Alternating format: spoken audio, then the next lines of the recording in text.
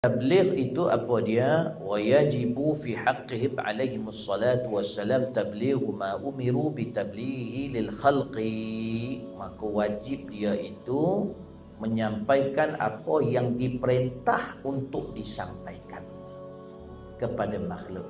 Kena faham. Para nabi dan rasul ada perkara yang disuruh diperintah untuk sampai.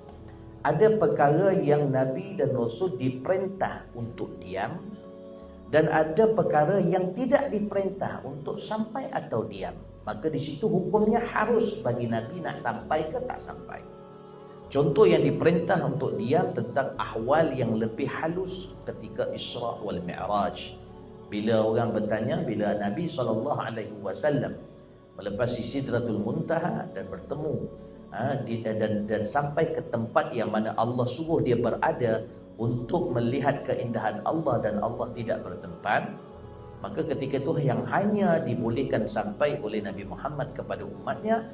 Bila ditanya bagaimanakah Allah, maka Nabi mengatakan Allahu jamilun yuhibbul jamal.